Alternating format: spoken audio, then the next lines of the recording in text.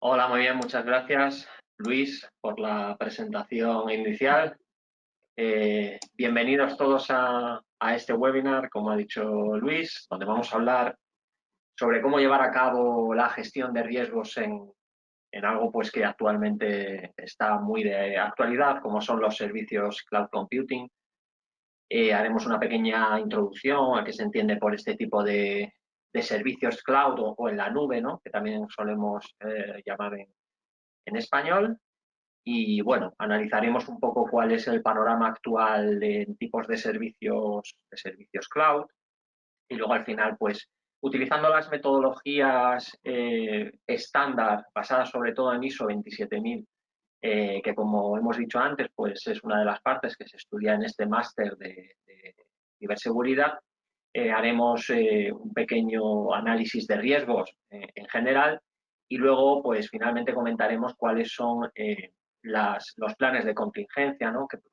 Las medidas que podemos aplicar para intentar mitigar todos los riesgos relacionados con este tipo de servicios.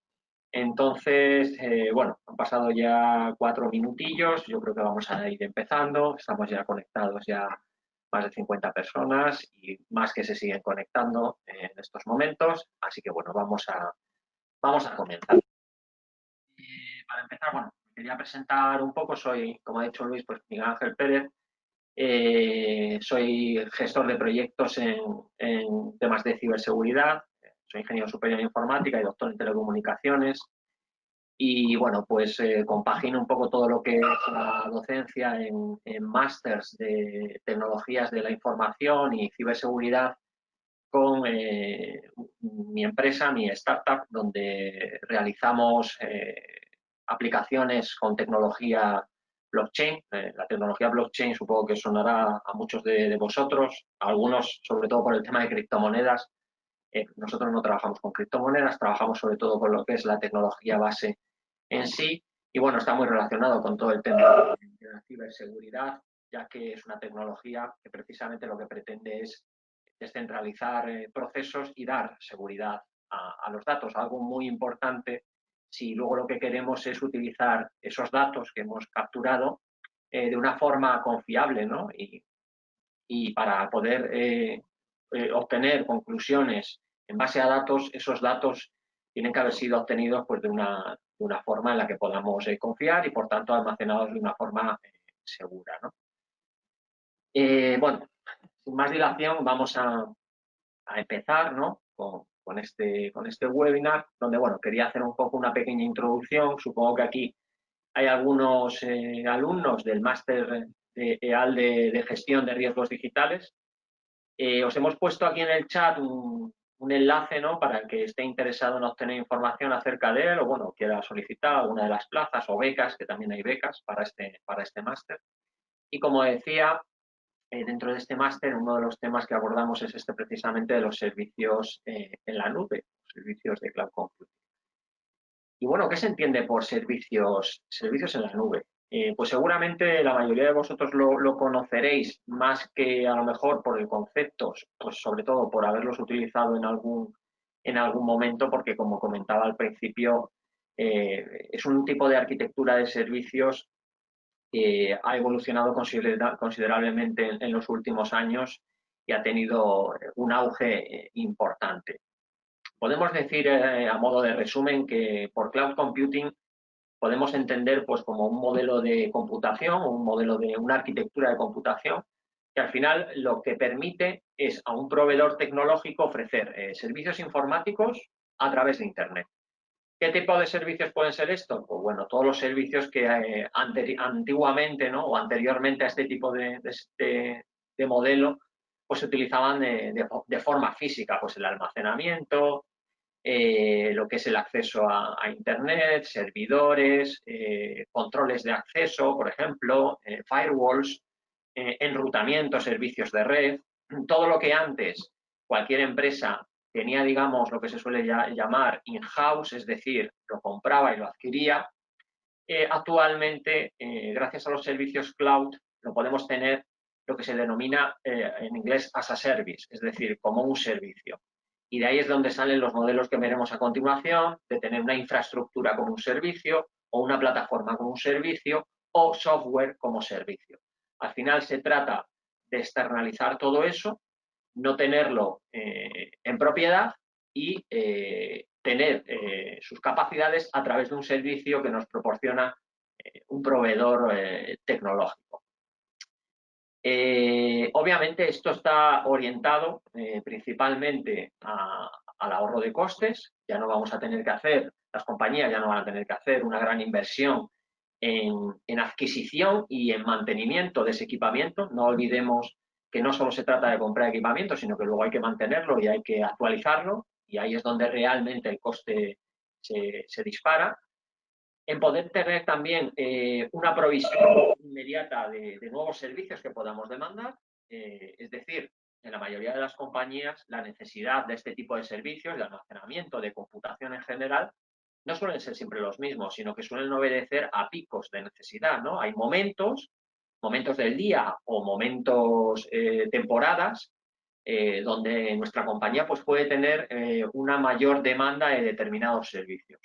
Imaginaros que somos una compañía que cada X tiempo necesitamos hacer un análisis, una evaluación para proporcionar una serie de datos a nuestros clientes, ¿no? Por ejemplo, todos los finales de mes, si fuéramos, pues no sé, algún tipo de gestoría, ¿no? Por ejemplo, pues probablemente a finales de mes es cuando más necesidades de demanda vamos a tener, más necesidades de almacenamiento, de computación.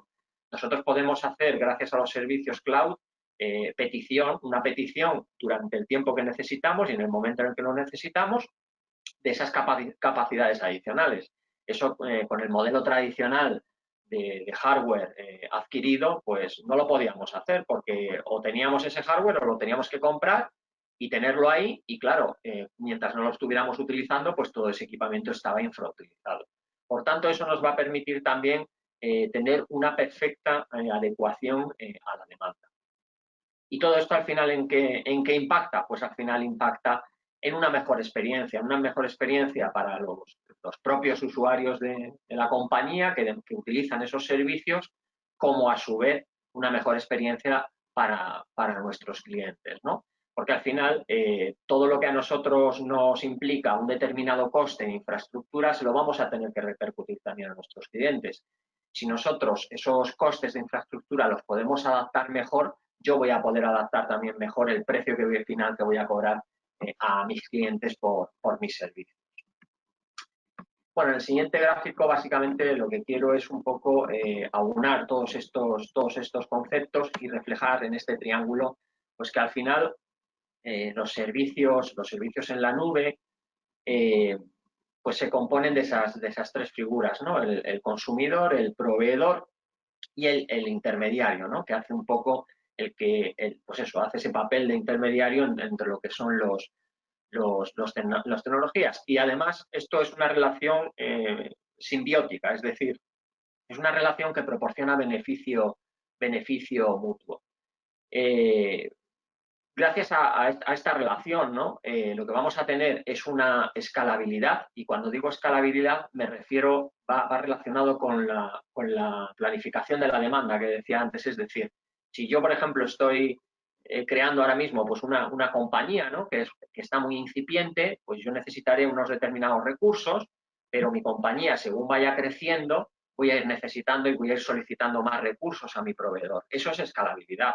Es decir, lo vamos a poder hacer crecer tanto como lo vayamos a necesitar. Y luego, además, como decíamos antes también, todo esto va a repercutir en una mejor experiencia usuario. Y yo eso lo voy a poder basar y lo voy a poder documentar en lo que llamamos KPIs, ¿no? Es decir, en lo que llamamos métricas. Y esas métricas nos va a permitir medir diferentes parámetros, ¿no? del servicio. La cantidad de tiempo que estoy utilizando ese servicio, la relación coste-beneficio que tiene ese servicio, etcétera, etcétera. Bueno, básicamente, ¿cuáles son las características principales que tienen los servicios cloud? Los tenéis aquí en esta tabla, ¿no? Son 5. Una de ellas es lo que se denomina el pago por uso. Básicamente lo que quiere decir es que yo voy a pagar en función de la cantidad de recursos que voy a utilizar. Si utilizo más, pagaré más. Si utilizo menos, pagaré menos. Y además, como esos recursos yo los puedo adaptar perfectamente a la demanda, en función de mi planificación de la demanda, pues yo voy a pagar más o voy a pagar menos. Otra característica muy importante es que se pierde el concepto de propiedad. Ya no son recursos en propiedad y, por tanto, son recursos que están alojados en lo que, bueno, lo que denominamos la nube, que al final no es ni más ni menos que una red. Está todo almacenado en la red.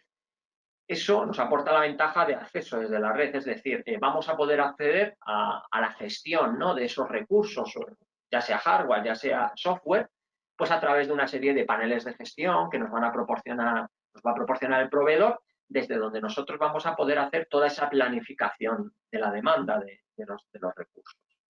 Otra característica que tienen estos servicios es que estos recursos son, en general, son compartidos. Es decir, cuando nosotros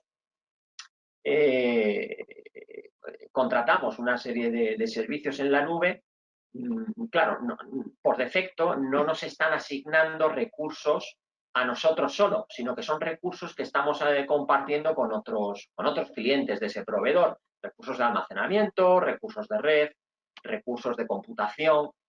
Digo en general porque hay una modalidad de servicios cloud que se llama privado. En ese caso sí que los recursos no son compartidos, sino que son dedicados, pero obviamente esos recursos o ese tipo de servicios cloud tienen un coste superior, ¿no? Lo que pasa es que, bueno, hay empresas que por determinadas circunstancias, a lo mejor pues porque quieren controlar mucho la disponibilidad de esos recursos o por temas de protección de seguridad de datos, no quieren bajo ningún concepto compartir recursos. Entonces, el proveedor te ofrece una modalidad de servicios cloud en modo privado, no hay problema. Como decía antes, otra de las características es que es la escalabilidad. Es decir, tenemos recursos a la carta. Según los vamos demandando, según nuestro negocio los va necesitando, nosotros los podemos ir solicitando.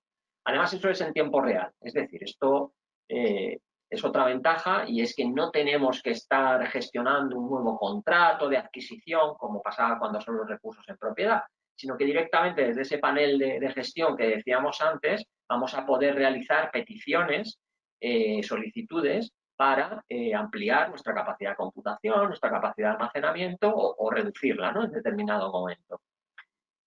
Y luego otra característica que tiene es que se trata de un servicio totalmente supervisado. Cuando decimos supervisado es que el proveedor, a su vez, va a poner todos los medios necesarios para que nosotros podamos tener información de cómo se está proporcionando ese servicio. Es más, nosotros estamos pagando por un servicio, con lo cual todas las posibles incidencias que puedan ocurrir dentro de los recursos asociados a ese servicio, pues a nosotros nos tiene que ser totalmente, como clientes, nos tiene que ser totalmente transparentes. Con lo cual, el proveedor nos va a tener que dar, y lo veremos luego, un compromiso de servicio, que es lo que se traduce al final en un acuerdo de nivel de servicio, y en ese acuerdo de nivel de servicio se pactan unas condiciones según las cuales se presta el servicio, y también en función de esas vamos a pagar más o vamos a pagar menos, ¿no? Bueno, ya nos podemos hacer un poco una idea de lo que sería la comparación entre el modelo tradicional, ¿no?, de arquitectura de tecnologías de la información y este modelo cloud computing, ¿no? Y cuáles son las principales diferencias.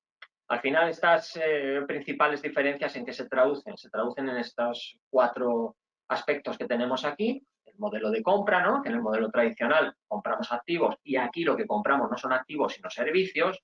Esto luego también tiene un impacto, ¿no?, a nivel de lo que es contabilidad, ¿no?, contabilidad de activos dentro de nuestra compañía. Antes, cuando nosotros comprábamos activos, eso pasaba, bueno, esto es tema ya de contabilidad, pero pasaba a nuestro pasivo, tenía una amortización también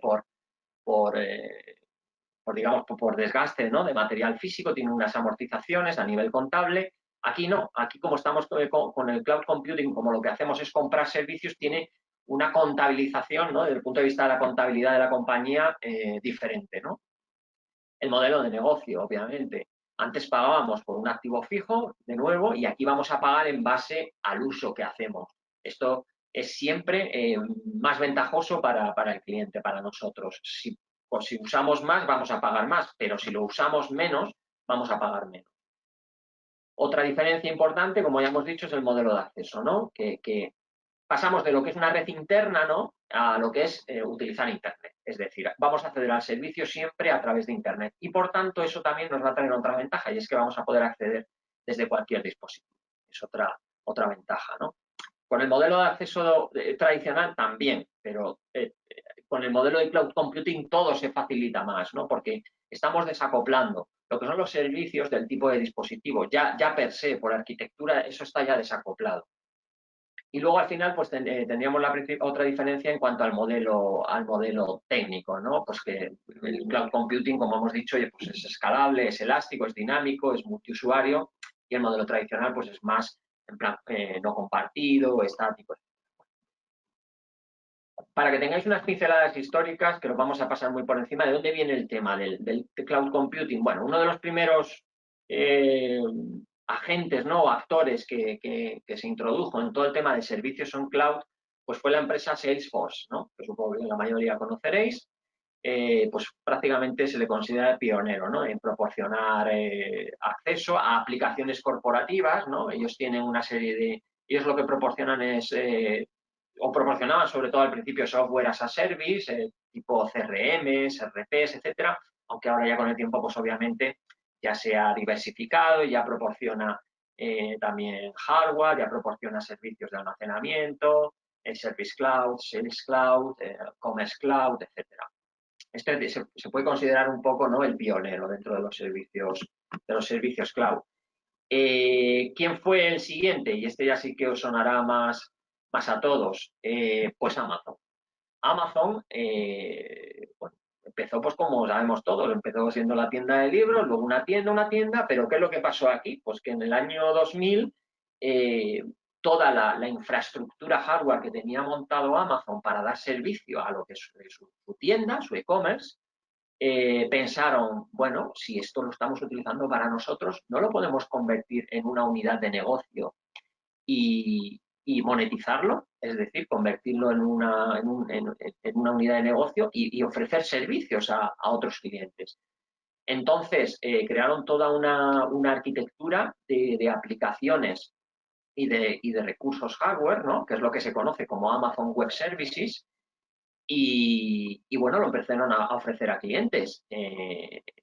Luego ya en 2006 lo potenciaron con lo que es el Elastic Compute Cloud, que al final es lo que conocemos, el servicio comercial que permite ya a cualquier tipo de empresa, por muy pequeña que sea, el disponer de toda una serie de aplicaciones y de recursos hardware, los mismos que pueda disponer cualquier gran corporación.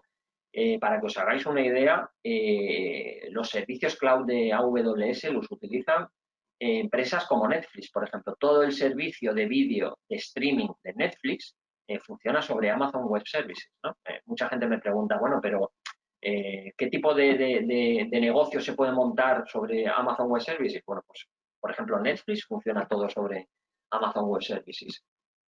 Y luego, bueno, pues tenemos otros como Google, ¿no? Que Google ya empezó después con todo lo que es Google Apps, todo lo que nos proporciona, Gmail, almacenamiento con Drive, Calendar, Forms, Google Maps, en fin, toda la parafernalia de servicios que tiene Google, lo tiene todo orientado hacia lo que es su matriz, que es Google Cloud, y ahí es donde residen todas sus aplicaciones. Hicieron lo mismo, ofrecieron toda esa cantidad de recursos, lo ofrecen ahora también como un servicio para cualquier empresa que lo quiera utilizar. Y bueno, ya entrando en lo que es el detalle de tipos de modelos que podemos tener en servicios cloud, básicamente serían 3 modelos de servicio y 4 modelos de despliegue. Como modelos de servicio tenemos lo que sería lo relativo al software, y entonces ahí tenemos el software as a service, ¿no? Todos lo sabemos. Cualquier aplicación que no tenemos instalada en nuestro ordenador y que accedemos a ellas a través de un navegador, y que es una aplicación que no tenemos nosotros, sino que es un proveedor que nos lo ofrece normalmente pues como un pago recurrente todos los meses que pagamos, pues eso sería un software as a service. Luego tenemos el modelo de plataforma como servicio, el platform as a service, que eso es un híbrido entre el software as a service y el Infrastructure as a Service, que es la infraestructura como servicio. Infraestructura como servicio es solo recursos hardware, ¿vale? Y plataforma, pues ahí tendríamos tanto software como hardware. Pero el software que tenemos es un software que nos permite, que no es directamente para usar, sino software como herramientas para construir nuestro software o nuestros casos de uso para nuestro negocio. Por ejemplo, tenemos una infraestructura hardware, obviamente, y luego tenemos pues, el sistema operativo, tenemos el Microsoft Studio para hacer aplicaciones software, tenemos un entorno de desarrollo, en fin, tenemos una serie de herramientas software, pero no es software de usuario final, sino software para desarrollar con él aplicaciones. Eso es lo que se considera una plataforma como servicio. Podría ser, por ejemplo, pues un proveedor de hosting. Un proveedor de hosting nos proporciona hardware y nos proporciona herramientas, base de datos, MySQL, un CMS, como puede ser WordPress, tal, pero no nos da la página web hecha, o no nos da, es para que lo hagamos nosotros. Pues eso sería un Platform as a Service, ¿vale? Esos son los tres modelos de servicio. Y luego, en función del modelo de despliegue y de cómo lo desplegamos, pues tenemos cuatro tipos. Uno sería el público, donde, pues como hemos dicho antes, todo es compartido, todo es público y todo es compartido. Luego tendríamos el modelo privado, que también lo hemos comentado antes, que los recursos no son compartidos, es decir, los recursos me los pone el proveedor, pero los utilizo yo solo. Y luego, pues obviamente, si mezclamos esto y tenemos una mezcla de público y privado, tendríamos el modelo híbrido. Y luego, por último, tendríamos un modelo comunitario que al final es un modelo híbrido, pero que está compartido por un grupo de usuarios que está restringido y está controlado, ¿no? Eso es lo que se entiende por un modelo comunitario.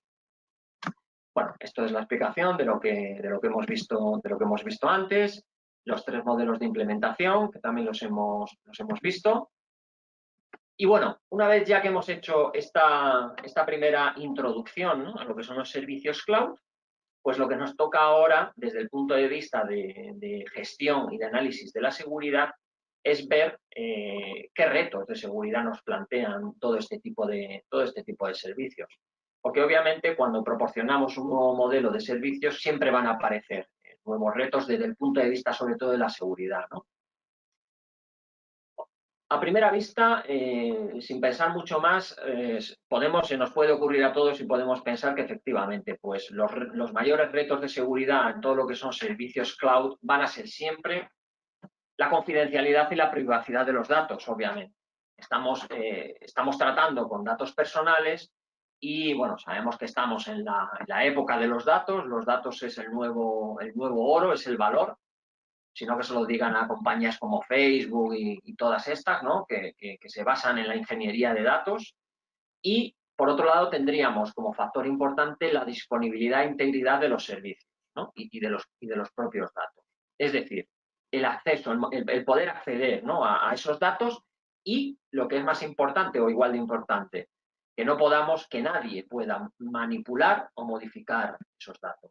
Al principio os comentaba que en mi startup trabajamos con tecnología blockchain y la tecnología blockchain precisamente donde tiene mayor impacto es en esto, en la disponibilidad de datos, porque blockchain es una base de datos que en vez de ser centralizada es descentralizada, es decir, es distribuida, con lo cual estamos asegurando o aumentando la disponibilidad. Al ser descentralizada, mucha más gente puede acceder a esa información. Y luego, gracias a la criptografía que se utiliza en la propia tecnología, estamos asegurando la integridad de los datos. Es decir, estamos asegurando que nadie va a poder modificar esos datos, ¿no? Por eso es una tecnología que viene muy bien para complementar todo lo que son servicios en la nube.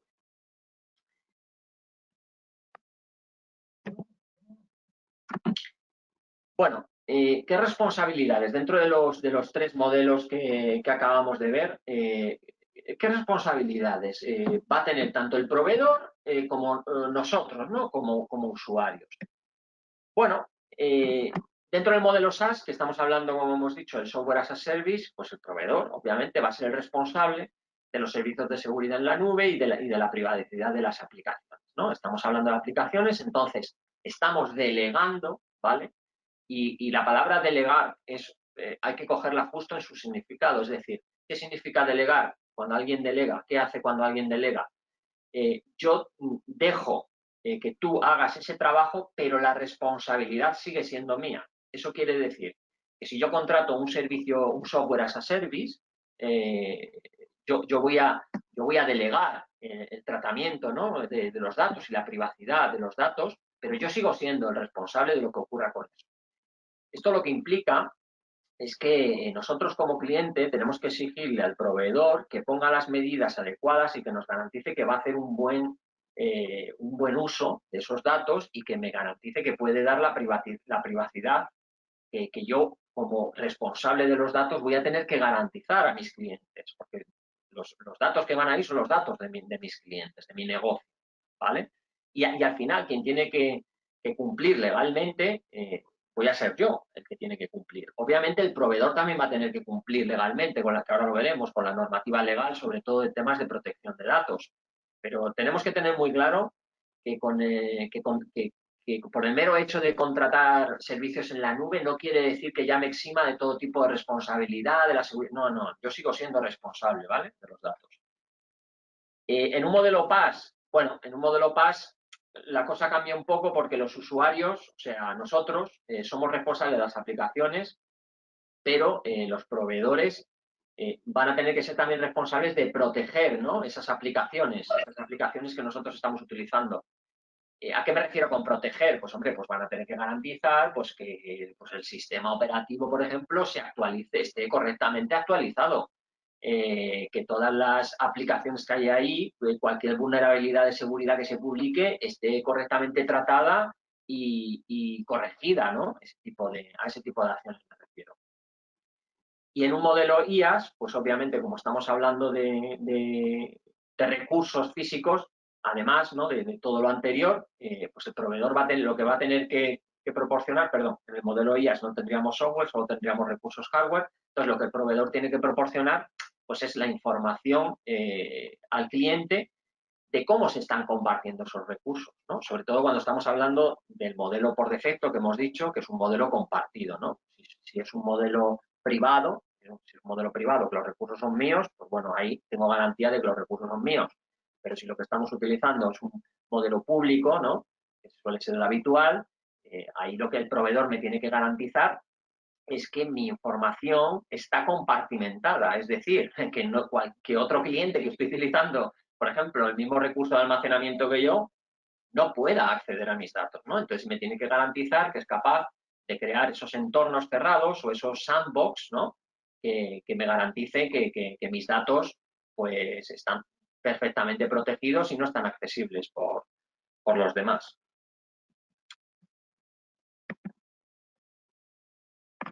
Bueno, y aquí es donde entra lo que comentábamos al principio de el acuerdo de nivel de servicio o el Service Level Agreement, SLA en inglés.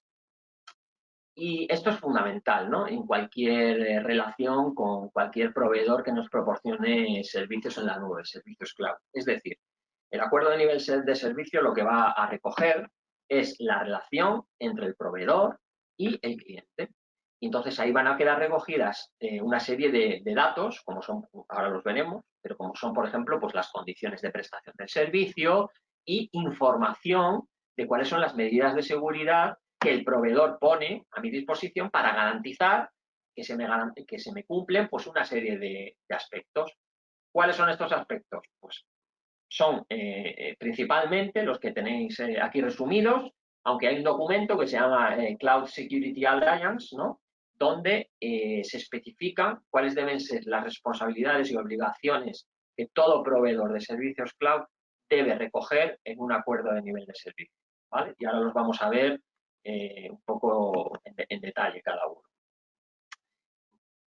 Por tanto, como hemos dicho, los acuerdos de nivel de servicio describen responsabilidades por ambas partes, ¿no? Pero sobre todo, pues el que más tiene que cumplir es el proveedor. Pero no solo las responsabilidades, sino que además tiene que recoger penalizaciones para que en el caso en el que se incumpla alguna de estas responsabilidades, pues podamos ejecutar esa penalización. Cuando decimos penalización parece como un castigo, una multa, ¿no? Pero ahora vamos a ver qué tipo de penalizaciones son las que se pueden desencadenar en un acuerdo de nivel de servicio con un proveedor. pues bueno, podemos tener, por ejemplo, incidencias relativas al rendimiento, ¿no? Ya hemos dicho antes que las principales iban a ser las de seguridad, pero bueno, las de rendimiento, por ejemplo, pues son también relevantes, ¿no? ¿Qué tipo de incidencias pueden ocurrir respecto al rendimiento? Pues que se nos caiga el servicio en algún momento, es decir, la disponibilidad, el tiempo que tarda el servicio de nuevo en volver a estar operativo, lo que se llama el tiempo de respuesta, la capacidad de prestación de servicio, es decir, si yo tengo un pico de demanda y necesito aumentar las prestaciones, ¿hasta dónde va a poder llegar el proveedor en darme ese servicio? Obviamente, la capacidad de soporte que tiene, el tiempo de estar relacionado con el tiempo de respuesta, ante cualquier incidencia, ¿no? El tiempo que se lleva el proceso de finalización, ¿no? O de rescisión de un servicio. Entonces, todos estos aspectos, en cualquier contrato de prestación de servicio, un proveedor de servicios cloud, debe de estar reflejado, ¿no? Pero además con cantidades concretas o con rangos, ¿vale? Seguridad, lo hemos dicho antes, pues en seguridad el proveedor me tiene que describir qué medidas tiene aplicadas relativas pues, a la fiabilidad, a la autenticación, autorización, medios criptográficos que pueda estar utilizando, qué procedimiento de gestión de incidentes y cómo se notifican esos incidentes. Esto quiere decir que si el proveedor de servicios cloud tiene un incidente de seguridad, me lo tiene que comunicar. Supongo que muchos de vosotros, bueno, el que más y el que menos, pues tiene algún correo, ¿no? De Gmail o de Yahoo, y alguna vez pues nos ha llegado un correo de estos de le rogamos por favor que usted cambie su contraseña, pues porque hemos detectado una vulnerabilidad o un acceso indebido a los datos, pues a ese tipo de notificaciones nos referimos, ¿no? Que nos enteremos de que ha habido una vulnerabilidad. Parece algo obvio, pero bueno, a veces muchos proveedores pues no lo hacen, ¿no? Entonces, eso debe de estar reflejado en el acuerdo de nivel de servicio. La mayoría de estos aspectos en realidad lo están. Lo que pasa es que cuando nosotros contratamos un servicio de estos o simplemente nos damos de alta, ¿no? En un servicio de correo gratuito, como puede ser Gmail, no nos leemos todas las condiciones porque le damos a aceptar y bueno, aceptar y ya está. Pero si nos paráramos a leer realmente todas las condiciones del servicio, ahí estarían reflejadas y veríamos todo esto que estamos viendo aquí, ¿vale? Todo eso está ahí descrito. Lo que pasa es que normalmente no lo leemos. A nivel particular, ya os digo que las empresas cuando van a contratar este tipo de servicios sí que se lo leen, obviamente, porque ya estamos hablando de algo pues más serio, ¿no? Estamos depositando la confianza y todo nuestro negocio o todo lo que es el mecanismo de funcionamiento de nuestro negocio en un proveedor. Entonces, esto hay que prestarle atención.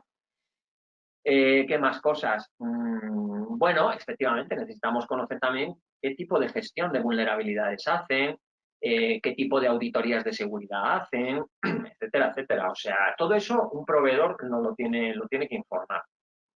También necesitamos saber qué tipo de tratamientos de datos y sobre todo de los datos personales hacen, ¿vale? Ya lo comentábamos al principio.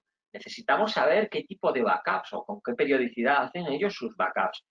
Si alguno de vosotros entra, por ejemplo, en AWS, en Amazon Web Services, y contrata, que además es gratis, lo podéis probar durante un año, podéis contratar una instancia de una máquina virtual con recursos de computación, con una determinada memoria pequeñita, es decir, podéis contratar una máquina virtual. Ahí lo vais a ver, ahí vais a ver que os informa de todo, os informa, muy importante, de dónde están almacenados vuestros datos. Claro, como ahora estamos en la nube, pues es fácil pensar, bueno, pero ¿y todo esto dónde se guarda? ¿Dónde están los servidores? Bueno, pues el proveedor nos lo tiene que decir, nos tiene que decir si nuestro servidor o nuestra base de datos o nuestro sistema de almacenamiento está en Vancouver o está en Los Ángeles o está en Frankfurt, donde sea, pero nos lo tiene que decir. Eso es importante saberlo. Están obligados a informar de dónde realmente se está almacenando tu información, por mucho servicio en la nube que sea. Y luego, bueno, respecto a la privacidad, pues los acuerdos de nivel de servicio también tienen que un poco, pues, explicar cuáles son los códigos de conducta, tipos de estándares, por ejemplo, que siguen. Aquí antes hemos hablado de la norma ISO 27000. La norma ISO 27000 pues es un estándar que hace referencia a los sistemas de gestión de la seguridad de la información. Es un estándar que la mayoría es la que suelen usar Y bueno, pues ahí se describe realmente cómo se hace todo ese seguimiento de todo lo que es seguridad y gestión de los sistemas de información. Entonces, bueno, pues se suelen referir mucho a ese estándar, ¿no? Para que lo sepáis. ¿Qué más? Bueno, ubicación geográfica, control de accesos, etcétera, ¿no? Que decíamos antes. Y bueno, una vez que hemos visto todo el acuerdo a nivel de servicio, ¿no? Ya lo que faltaría es decir, bueno, pues me he decidido, he seleccionado un proveedor de servicios en la nube, tengo claro que es muy importante el tener bien determinado y conocer muy bien ese acuerdo de nivel de servicio. Ya hemos dicho que delegamos responsabilidad, pero no nos libramos de la responsabilidad y, por tanto, eso nos obliga a tener que seguir haciendo una gestión de riesgo. Es decir, por mucho que nosotros contratemos servicios en la nube, necesitamos seguir haciendo una gestión de riesgos. Para hacer esa gestión de riesgos, dentro de nuestro departamento TI, que será un departamento TI, claro, más pequeño, porque ya no tenemos recursos en propiedad, por lo tanto, podemos prescindir, ¿no?, de ciertos perfiles más técnicos, pero a cambio de esos perfiles vamos a necesitar otros perfiles más enfocados en lo que es ciberseguridad, en lo que es gestión de la seguridad. Entonces, no se trata, de hecho, al final, mucha gente se piensa que haciendo esto, pues que ya no necesitas un departamento de TI y de eso nada. O sea, necesitas, lo que pasa que en vez de unos determinados perfiles, pues necesitas otros perfiles diferentes. Pero al final sigues necesitando más o menos la misma cantidad de gente, ¿no? Entonces, vamos a necesitar ese tipo de personas que sepan llevar a cabo todo lo que son tareas relacionadas con la gestión de riesgos, gestión de la seguridad de la información. Como decía, aquí la norma principal que se aplica, que es la ISO 27001.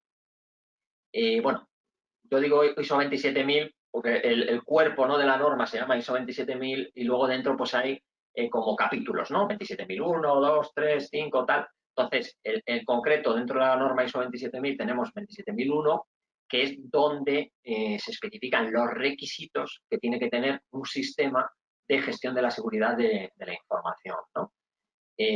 Os invito a que le echéis un vistazo y, bueno, quien esté más interesado, pues como decía antes, en el máster este que tenemos de ciberseguridad, ahí lo vemos muy, muy en profundidad, ¿no?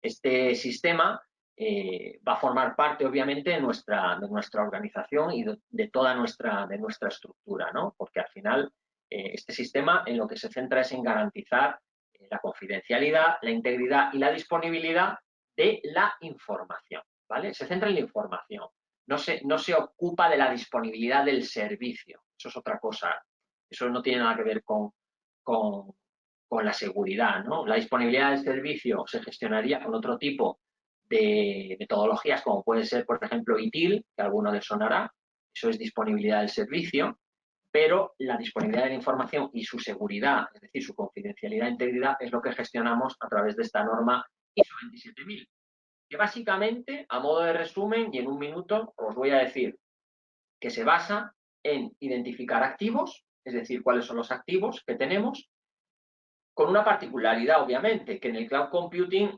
esos activos no los tenemos en propiedad. Entonces, bueno, pues ahí en vez de activos hablamos de interfaces, ¿no? Ya empezamos a entrar un poco ya en el tema más técnico, pero bueno, no me quiero meter, lo dejo ahí, para que veáis un poco la diferencia entre cómo se gestiona la seguridad de la información con el modelo tradicional y cómo se pasa a hacer desde un modelo más de cloud computing. Entonces, identificamos activos, pero aquí lo que hacemos es identificar interfaces, ¿no? Son los puntos de conexión a esas aplicaciones. En el modelo tradicional identificábamos amenazas. Aquí el tema de las amenazas queda un poco más diluido porque y por eso está así como difuminado, ¿no? Porque, claro, no se conocen ni se tiene acceso a las infraestructuras ni a las ubicaciones físicas. Entonces, esa parte de identificación de amenazas sí que queda delegada en lo que es el proveedor. Con la parte de vulnerabilidades, lo mismo. Como los recursos no los controlamos nosotros, no los tenemos en propiedad, es un trabajo que tiene que hacer el proveedor, la identificación de vulnerabilidades. Nosotros sí vamos a tener que hacer dos cosas, que es medir el riesgo y implementar controles. Eso siempre lo vamos a tener que hacer, ¿vale? Bueno, como decía antes, hay una norma que se llama Cloud Security Alliance, ¿no? Que, bueno, pues hizo un estudio, es un informe y recoge un poco cuáles son las 12 principales amenazas para el servicio cloud. Lo voy a pasar muy, muy rápidamente para que tengáis una idea, ¿no? Aquí identificaron pues, que una de ellas era la fuga de datos, ¿no? Pues que se pueda filtrar, robar o relevar información sensible, ¿no? Y bueno, pues este al final suele ser el objetivo principal de los ataques, ¿no? Como todos sabéis, ¿no? Entonces tenemos que pensar en, como decíamos antes, implementar controles para que eso no ocurra, ¿no? Siempre desde hasta donde nosotros podemos llegar, obviamente, porque parte de la responsabilidad la hemos delegado en el proveedor. Todo el tema de gestión de accesos, credenciales, identificación. O sea, bueno, ya sabéis, no sirve de nada el tener un sistema pues seguro, con criptografía, con control de acceso y tal, si no tenemos un mecanismo de gestión de identidades, un mecanismo de autenticación suficientemente robusto. Esto sobre todo va por el tema de políticas, ¿no? Políticas de contraseñas. Si estamos dejando a los usuarios que pongan contraseñas pues débiles, ¿no? Lo que se llaman débiles, pues todo lo demás se cae abajo, ¿no? Entonces, bueno, es muy importante que desde el punto de vista de políticas implementemos políticas para nuestros usuarios que prevengan eso, ¿no? Que impidan pues el establecimiento de contraseñas inseguras. Interfaces y APIs inseguras. Bueno, aquí esto es una amenaza que obviamente sobre todo a quien afecta es al proveedor. Esto es un problema que tiene que resolver el proveedor, ¿no? Esto ya es un tema ya más de detalle, pero bueno, hay ciertas formas de conectarse a un API de forma vulnerando, ¿no? Ese control de acceso y si te conectas al API, que es como si tú consiguieras la llave para entrar en una casa, ¿no? Te puedes conectar a un API, puedes conectarte a toda la aplicación.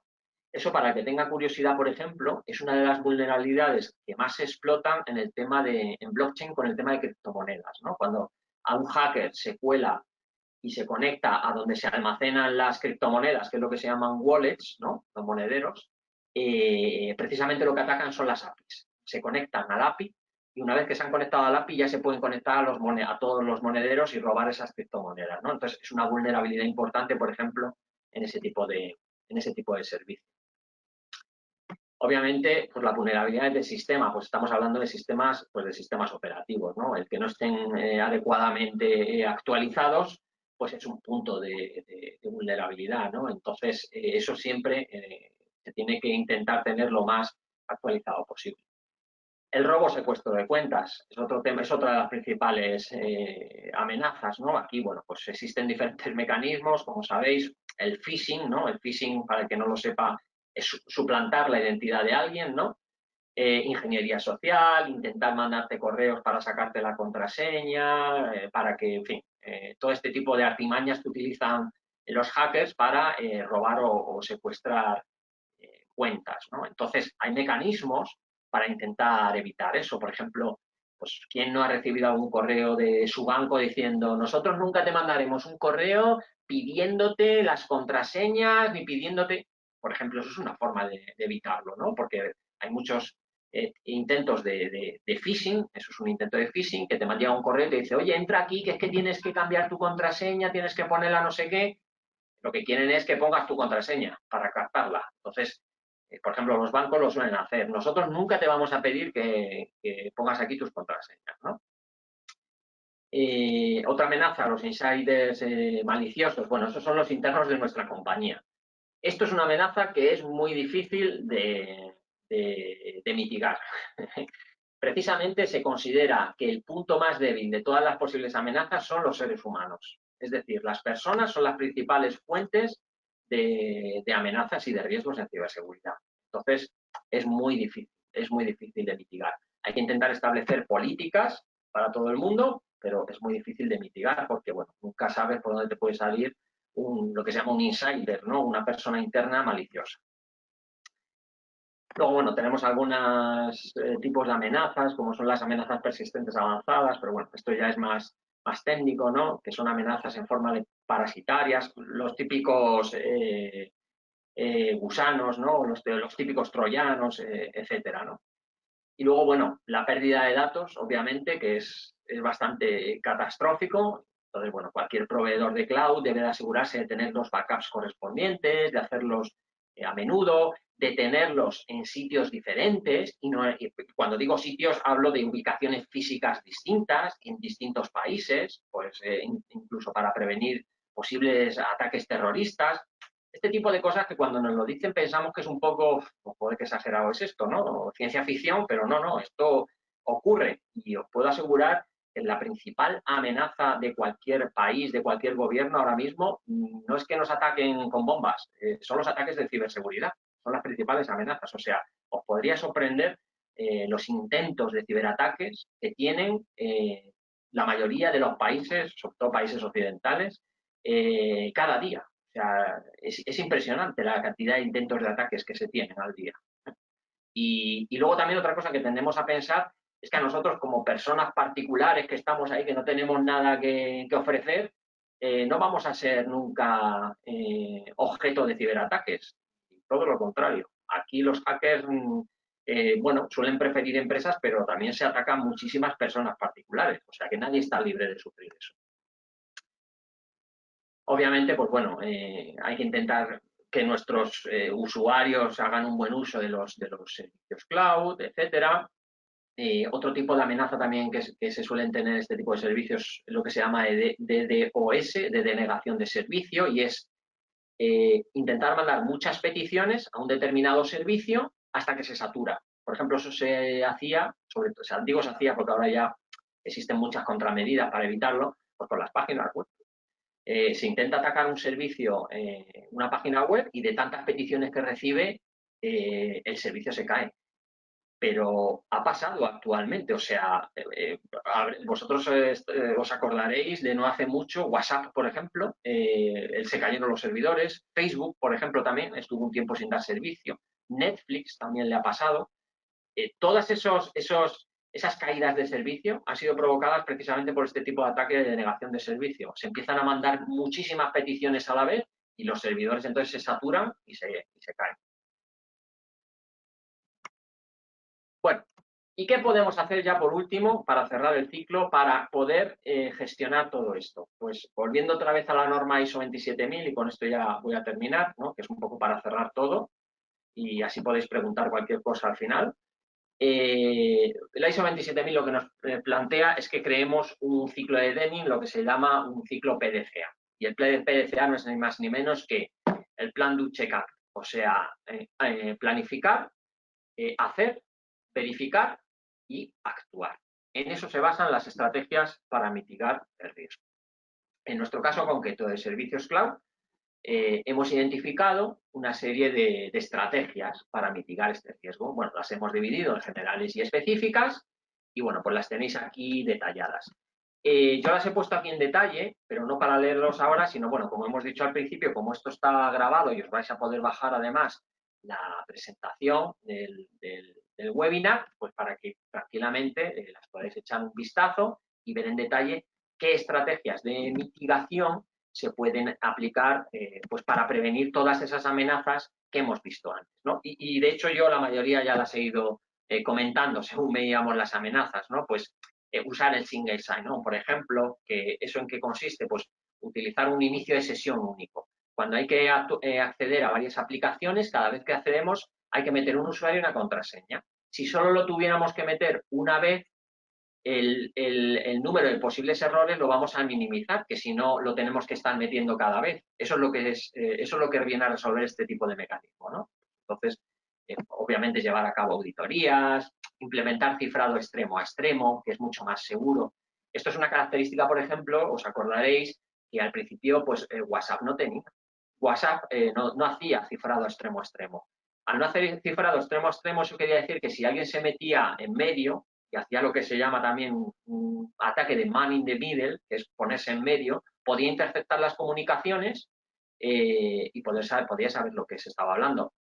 Ahora que ya se hace un extremo a extremo, si alguien intercepta esas comunicaciones no va a poder saber lo que se está diciendo porque esa comunicación está cifrada, ¿vale? Y se descifran los extremos.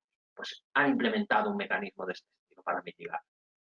Obviamente actualizar el software, en fin, una serie de medidas que tengo puestas aquí para resolver todas las amenazas que hemos estado viendo antes. Y bueno, pues nada, quería dejar ahora unos minutos para todo aquel que tenga alguna pregunta.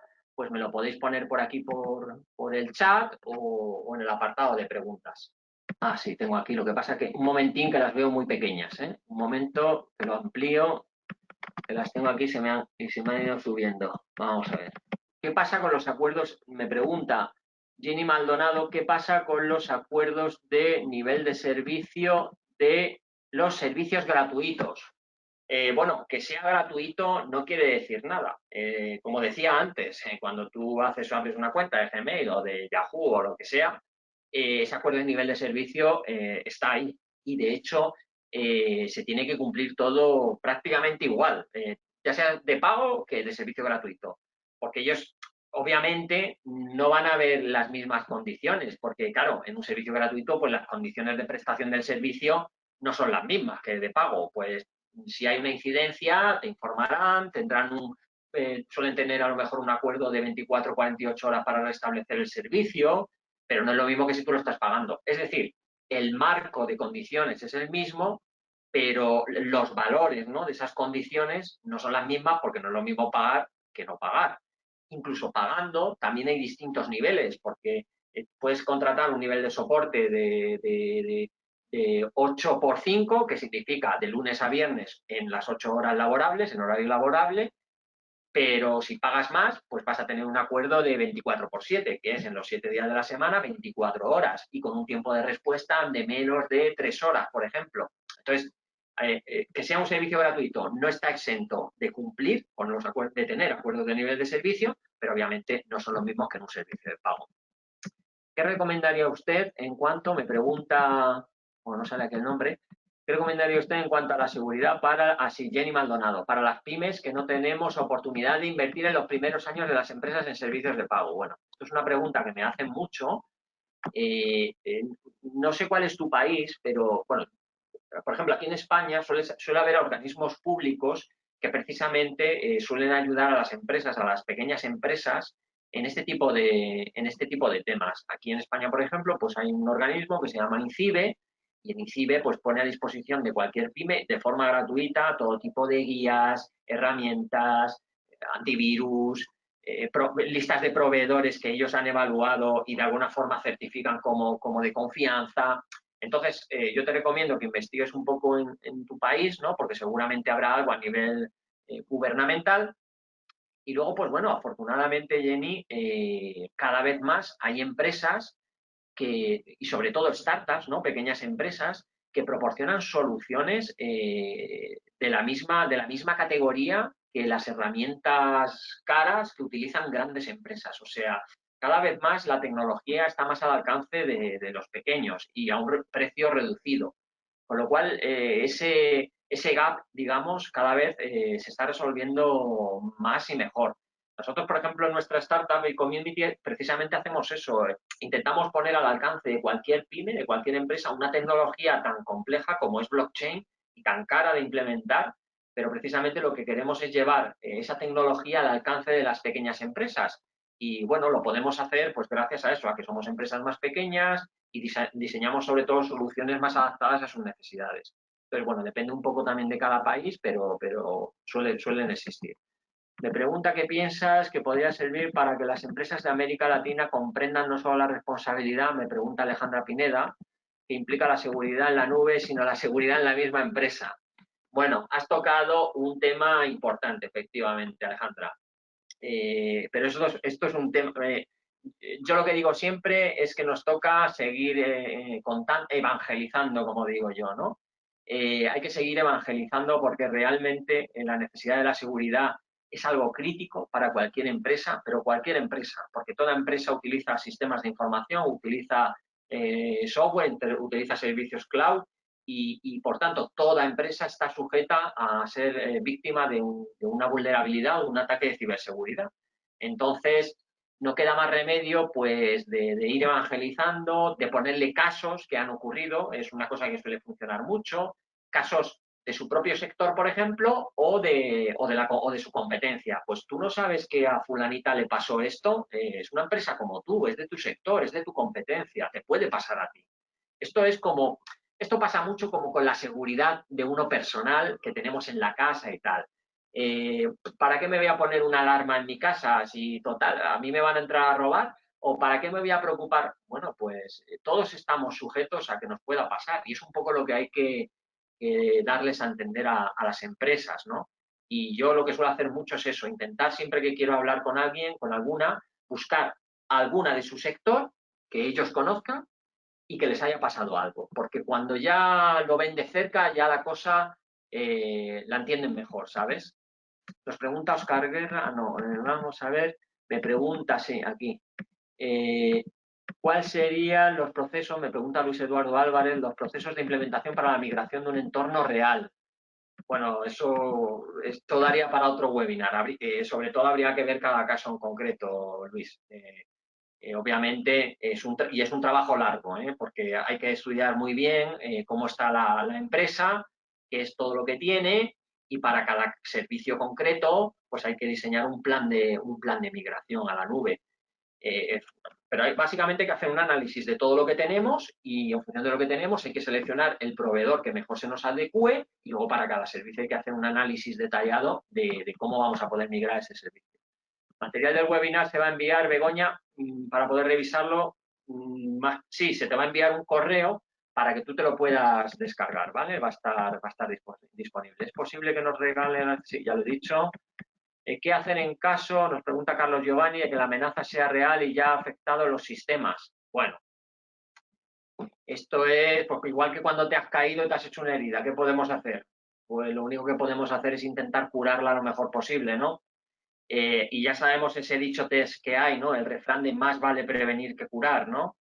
Pues yo lo que os recomiendo es más vale prevenir que curar. Intentar evitar que nos ocurran estos ataques. Siempre puede ocurrir, pero obviamente cuanto más invertamos en prevención, menos riesgo tenemos de que nos ocurra. Y otra cosa muy importante, los hackers son como los ladrones. ¿Y los ladrones dónde van? Si tienen una casa que tiene rejas, sistema de alarmas, tal, y al lado tienen otra que no tiene nada, ¿dónde van a ir? Van a ir a por la que no tiene nada. Los hackers hacen una prospección y, y evalúan y al sistema que ven más vulnerable, a por ese es a por el que van a ir. Entonces, se trata de no ser, aquí se trata de no ser el más débil, de no ser el peor y de tener una serie de mínimos que, bueno, pues que al final disuadan, ¿no? Disuadan a que cualquier hacker intente atacarnos. Sí que es verdad que los hackers cada vez están más evolucionados y tienen montones de herramientas, pero bueno, nosotros al final esto es una guerra. Ellos intentan atacar y nosotros nos intentamos defender, pero sobre todo hay que intentar prevenir, ¿vale? Alejandra dice, ¿cómo concienciar, en tu opinión, cuál es, no, Begoña, el riesgo que se obvia o se subestima a la hora de identificar riesgos? Pues Begoña, lo he dicho antes, las personas es el que más se suele subestimar. Y es también, por otro lado, la amenaza más difícil de controlar. Pero es una amenaza que no se suele tener en cuenta.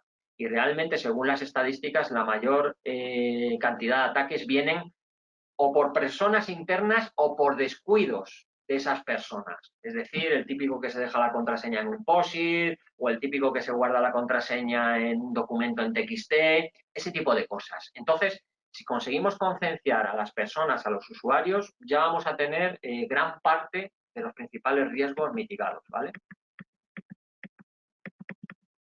Vale, muy bien. Pues yo creo que más o menos hemos dado respuesta a todas las preguntas y son las 7. Así que nada, muchas gracias a todos por haber asistido y espero que os haya sido de utilidad. Y bueno, pues nada, tenéis ahí también mi correo a vuestra disposición. Si tenéis alguna pregunta o alguna cuestión, pues estaré también encantado de contestaros. Un saludo y nada, hasta pronto y a seguir bien. Hasta luego.